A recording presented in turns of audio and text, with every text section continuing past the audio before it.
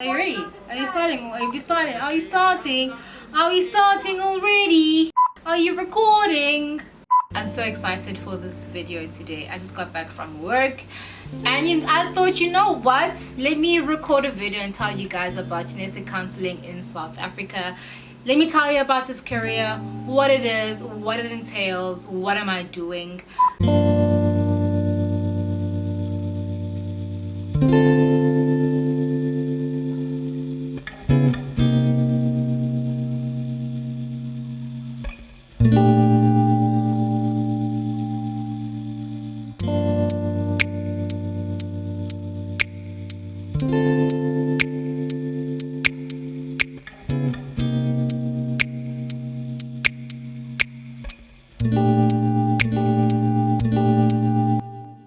Hey guys, welcome back to my channel. My name is Lisa Mahlaba for now. Okay. Yeah, boy. My name is Lisa Mahlaba. I go by Lisa M. Thank God that we will continue with Lisa M because my fiance's surname starts with an M. So Lisa M will continue to be the brand. Okay, cool. Anywho, welcome back to my channel. I'm so excited for today's video, like I keep saying. I want to just share about my career. I want to share about where I am right now. I'm currently a genetic counselor intern. I am based in Cape Town, so I will explain all of that, but I'm currently for 2 weeks I am in Durban. One of my colleagues and I, every other month for 2 weeks we rotate and we come to Durban because there's no genetic counseling service, or let me rather say, in the States there's no genetic counselor. There are genetic counselors in private, but in the States, in public hospitals, we don't currently have a genetic counselor. We do have genetic services, which means that we do have genetic nurses. One of the genetic nurses is studying to become a genetic counselor, and then we have an amazing woman that is a genetic nurse. She's a genetic counselor nurse, genetic nurse counselor, and then we have doctors that have interest in genetics, but we do not have in the whole of KZN. This is where this video is coming from. In the whole of KZN, we do not have a medical geneticist currently. That means that a doctor that has specialized in genetics. Okay, but I'll get all into that and I'll explain all of that as I go about this video. But I thought, because this is a scarce career in South Africa, it is coming about. It is not coming about, but it's growing. It's becoming more known. It's becoming more desired. Being in KZN, like I just explained, the shortage of staff when the need is great. So it's just a career that really it's blossoming, and it's a very interesting career, as you will get to hear with the video today. But yeah, stay tuned, grab yourself a cup of coffee, a cup of juice, a cup of something nice, and let me inform you maybe of your maybe if you are interested, maybe of your siblings or your cousins who are still in varsity and they don't know what kind of career they want to get into, but they love science, they love people, they love medicine. This is the career for you. Especially if you love medicine, if you love counseling, if you love people, if you love understanding, you love genetics, medical genetics, which is, everything. It's everything, and it's forever evolving. If you know genetics, you'll know that it's ever evolving. I won't go into much into that. Okay, cool. Whew, I'm excited. So where do I start? Let's start with me. I think I need like a part 1, part 2 because I've got so much to say. Okay, cool. So you guys know, once upon a time I even had like another video with my lab coat. Today I'm with my scrubs. Hey, yeah. Okay, cool. So I was in the lab. I did my master's until doesn't matter. Anyway, I was in the science field, right? Hence the lab coats. I was in the lab, you guys know that's cool. Then I moved to Cape Town and I worked in the lab. I was an intern in the lab, and then I was like, that's not for me. That's a whole career. Yo, guys, talking career, I can tell you very much, very lots, very many. Too much. I was in the lab for 2019, and throughout the year working part of UCT, and well, not at UCT, it's just on the medical campus, but it was another company that anyway, I was in the lab. Okay, I was a lab girl in the lab coat, where I personally, listen, we all have gifts, we all have strengths. For me, being in the lab is not for me. When I come in the morning and I just greet everyone at 8 a.m., I'm quiet until 4 p.m. Like, good morning, goodbye everybody. It wasn't for me, because I'm here. I like to talk, I love people.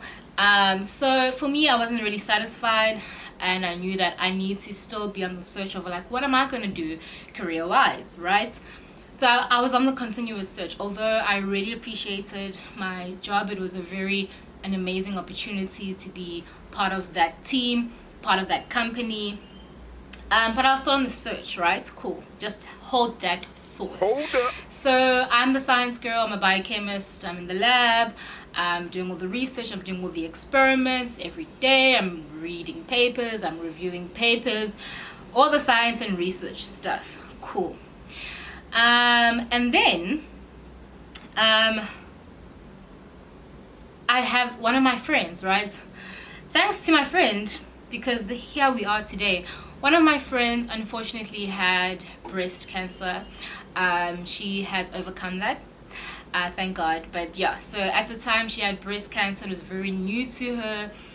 So we were grabbing coffee, catching up, and she was telling me, hey, and she was like, no, I just got back from my genetic counselor. And I was like, you got back from where? From who? From what? What? She's like, yeah, no, I was with my genetic counselor.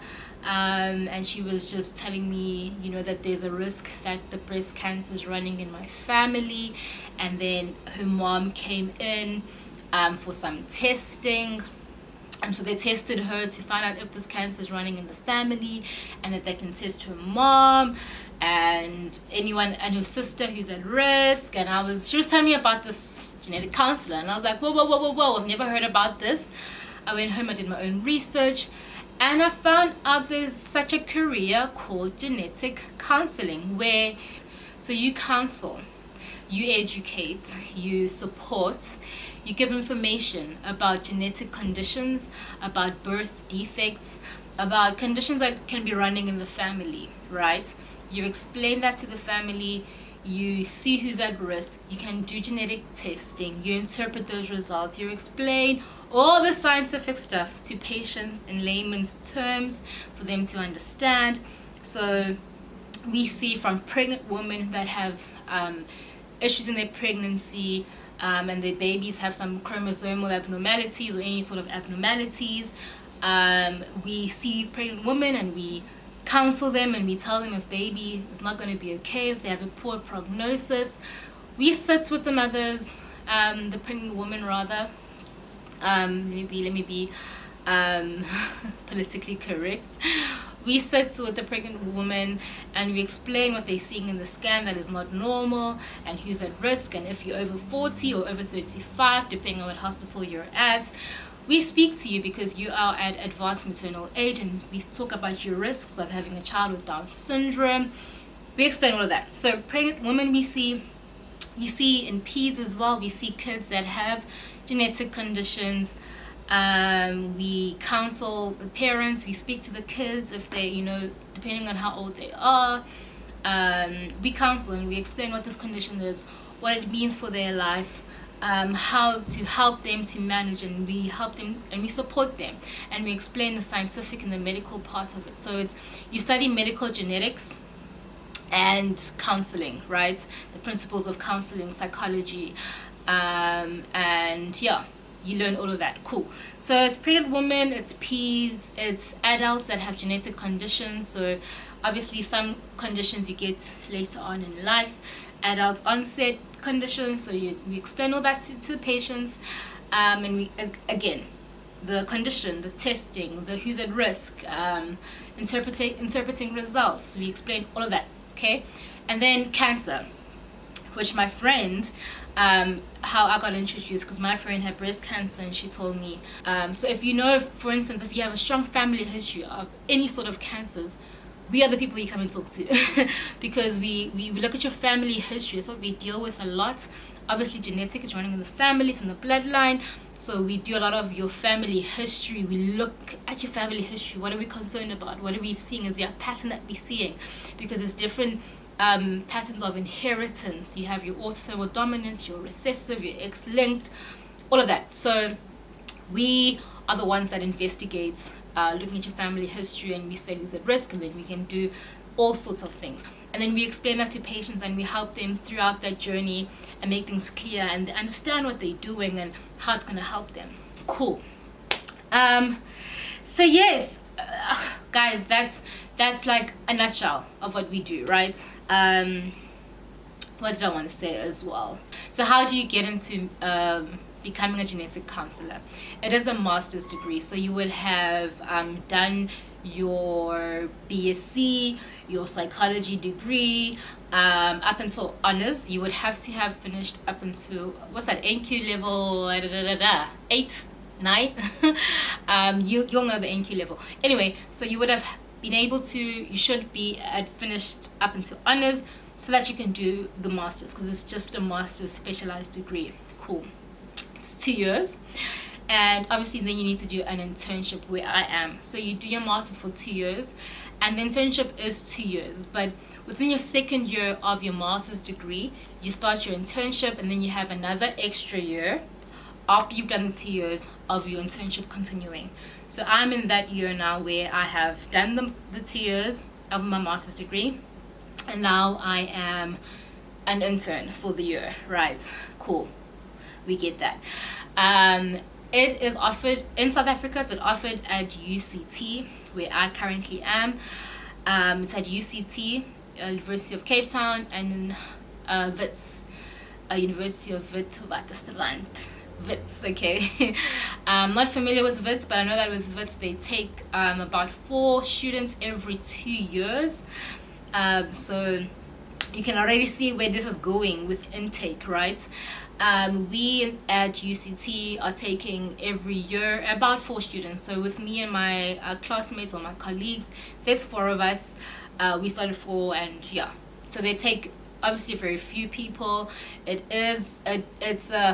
have their reasons. They have their reasons, which story for another day. But because it's a really difficult career, there's a lot that's being done. It's still new, and there's a lot that needs to be managed, and the education of it, being in clinics, you get into clinics, it's a lot. So it's a lot to manage, and we don't have, in essence, it's a whole part of, guys, it's a whole why it's a few students, right? Cool. Like I said, sorry for another day that I can explain further. But this is the career that is here. It's available. I think, in fact, I should have confirmed this before I started. I will put that in the description box, which you can apply. I think until, is it July? I'll put all the details of when you can apply, when is the deadline, all below, right? But yes, my plea also, there's only, especially as a Black South African, I have to say this, who speaks vernac, who speaks languages that Black South Africans understand. Unfortunately, in South Africa, we currently only have 2 Black genetic counselors. So abantu abamnyama ngiyanamukela ngiyanifaka bafethu ngiyanifaka sandinga kakhulu. Like I said, I'm in Durban right now, and the fact that I can speak to a patient in isiZulu and they can understand all what these doctors are saying about their child or about themselves in a language that they understand is very, very crucial. It's very, very important. So man, this is where I am. I love my career. It is life-changing. It's so, no day is the same. No day is the same. I learned so much. It is also emotionally taxing for us. It can be a lot. I always also say, if you're really interested and you're getting into shadow, like go and shadow because we go into clinics, we go into hospitals, like just ask to come around and see us in clinics, what we do, the patients that we speak to, what really goes on in those sessions, in those counseling sessions, because it's really hard. It's very heavy. It's very sad. At some point, people say that we are just the bearer of bad news. We just break bad news to patients. But as a genetic counselor, like I said, we support patients. So you have time with them. You sit with them, and you sit with the situation, and you help them process. You facilitate their decision making. Sometimes with pregnant women, they have to stop their pregnancies because of medical reasons, and you sit with them and you process all the decision making that needs to be done. My gosh, this career has changed me. I feel like I'm a different person. I'm so grateful that I'm in this position. It's not easy to get in, as you can imagine. You can do your research on that. Even globally, it's very difficult. We have exchange students as well that come from the UK. Currently, we have from Oman. We have one of my friends from Singapore. We have exchange students that come as well, and they will tell you also that even globally, it's hard to get into this program. So once you're in it, you see the value. You see what the service that you're offering, and at the end of the day, we want careers where we serve people. We want to be of service and impact, and that's why I keep saying, my career is very purposeful, and I've been searching for that. Being in that lab, for me, I could not find the purpose, but now there's so much purpose. Really truly connecting with people, helping people. It's really tough parts, or really tough times in their lives rather. And to just be, one of my friends said this, and it'll always stay with me, because I feel like we can be, as genetic counselors, we are a soft landing for patients. Sometimes in the medical professions, people don't have time to sit with you and explain and sit with your feelings and your emotions. Oh no, we got all the time, honey. We sit with you with your emotions, and we're just a soft landing. We are such a soft landing, as well as very educated people. I mean, guys, I really, imposter syndrome has been real, because I'm just like, I know nothing. I've always just felt like genetics, as I said, it's evolving, and there's so much to know, there's so much to understand. One day, you're speaking to kids, you're speaking to a mother, you're speaking to a father, you're speaking to all sorts of people from all sorts of backgrounds, with all sorts of different values. And you're giving them this medical genetics, life-changing, life-altering information, right?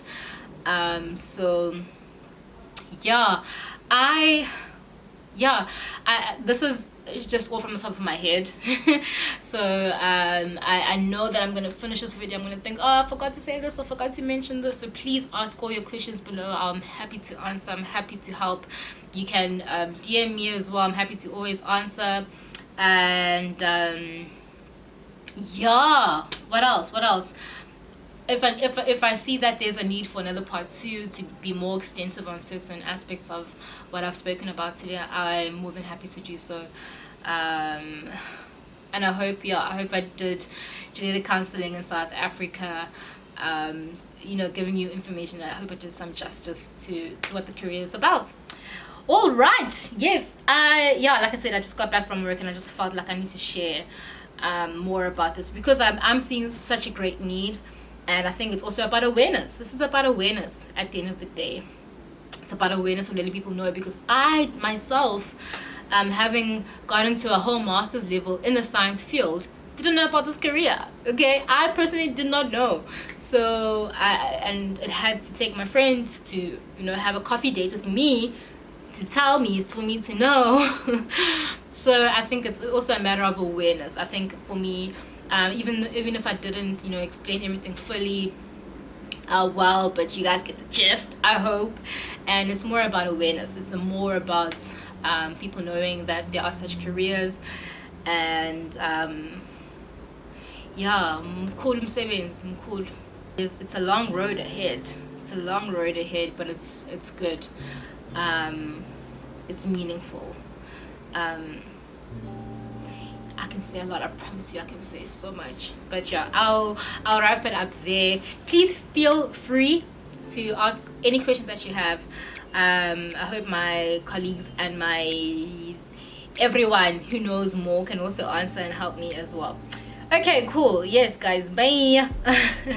From me to you. I love you guys so much. Please feel free, guys. Yo, the English is saying back. I am based